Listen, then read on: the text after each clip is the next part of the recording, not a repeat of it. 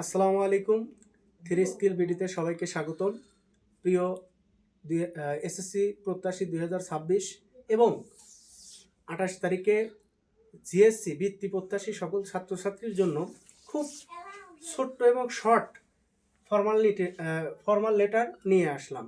শুধু এইটুকু লিখলেই তুমি সর্বনিম্ন 5-6 পাবেই। যারা কিছুই পারো না এসএসসি প্রত্যাশী তারা 5-6 পাবেই, এবং যারা বৃত্তি প্রত্যাশী তারা শুধু এই মাঝখানটাতে একটু ভালো করে লিখলেই তুমি 10-এর ভিতর 9 কনফার্ম পাবে, মাস্ট তুমি পাবেই। সেক্ষেত্রে আমাদের ফর্মাল লেটারে এই নিয়মটা তুমি খুব অল্প সময়ে শিখে নিতে পারো। তো চলো শুরু করা যাক। একটা ফর্মাল লেটারের প্রথমে একটা নিয়ম কি, এটা 1 পৃষ্ঠাতে লিখতে হয়। বড়জোর তুমি 1 পৃষ্ঠার কম লেখো, শর্ট করে লেখো, কিন্তু 1 পৃষ্ঠায়। এবং দ্বিতীয় যে নিয়মটা আছে, তোমার এই প্রত্যেকটা লাইন সোজা রাখতে হবে, আঁকাবাঁকা করা যাবে না।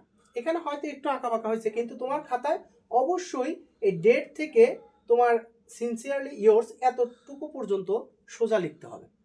তো প্রথমে আমাদের ফর্মাল লেটারের কাজ কি, তোমার ডেট লিখতে হবে। এখানে ডেটটা আমি বসাইনি, তোমরা পরীক্ষা হলে যে দিন লিখবে সেই ডেটটা এখানে বসিয়ে দেবে। ধরো আজ 26 তারিখ, 26/12/2025। আচ্ছা, তারপরে কাজটা কি, টু দ্য হেডমাস্টার। এটা কিন্তু সব ফর্মাল লেটারে একই নিয়ম, তোমার বারবারই এইগুলো একই বারবারই লিখতে হবে।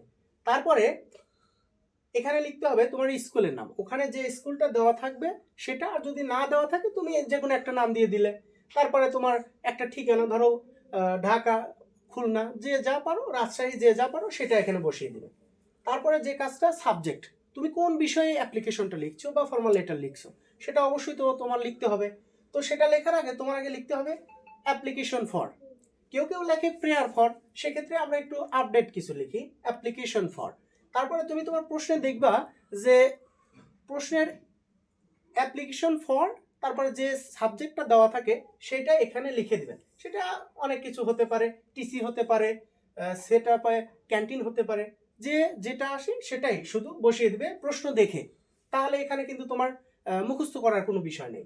তারপর তোমার কি করতে হবে, ডিয়ার স্যার। কেউ কেউ আবার লেখে স্যার, শুধু স্যার লিখলেও সমস্যা নেই, কিন্তু ডিয়ার স্যার লিখলে একটু ভালো হয়। তারপর কমা দিবা। তারপরে উইথ ডিউ অনার, এটা আমরা খুব শর্ট করে লিখছি যাতে তোমার পরীক্ষায় লিখতে সহজ হয় এবং সময়টুকু বাঁচে।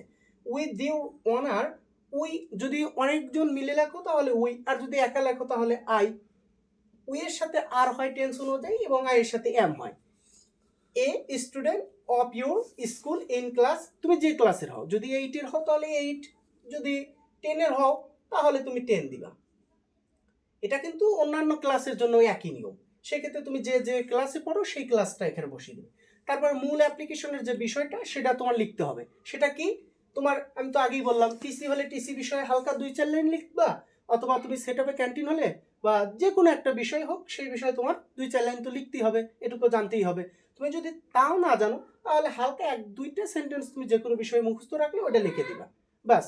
তারপরে আমাদের এখানে একটু জায়গা ফাঁকা রেখে আমাদের এখানে যে লাস্ট একটা আছে, মূল বক্তব্য শেষের যে বক্তব্য থাকে, I would request you to issue me, অথবা আস, যদি একা লেখো মি, আর অনেকজন মিলে লিখলে আস।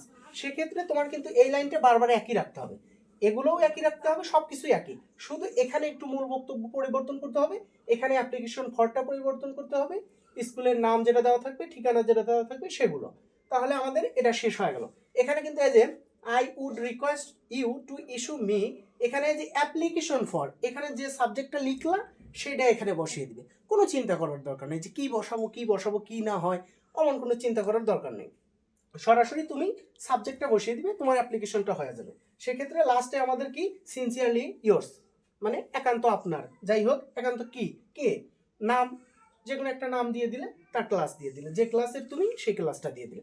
তাহলে দেখো কত সহজ একটা অ্যাপ্লিকেশন। এই অ্যাপ্লিকেশনের এই রুলসটা তুমি যদি মুখস্থ রাখতে পারো তাহলে তুমি খুব সহজেই দিতে পারবে। এবং কি, যারা কিচ্ছুই পারো না, শুধু এইটা লিখে দিলেও যদি ভিতরে তুমি হালকা 1-2টা শব্দ লেখো বা না লেখো, তাও কিন্তু তুমি 5-6 মাস্ট পাবে। এবং যারা একটু গুছিয়ে আর একটু ভালো করে শব্দ যুক্ত করে দেবা, সেন্টেন্স লিখলা, তারা কিন্তু 10-এ কনফার্ম 9 পাবে। তো যারা ভিডিওটি ভালো লাগলো, এই ভিডিওটা যদি ভালো লেগে থাকে বা এর বিস্তারিত আলোচনা জানতে চাও তাহলে কমেন্টে জানিও, এবং সবাই আমার পেজটাকে ফলো করো এবং এটা ভালো করে মুখস্থ করো। ধন্যবাদ এবং তোমাদের জন্য শুভকামনা।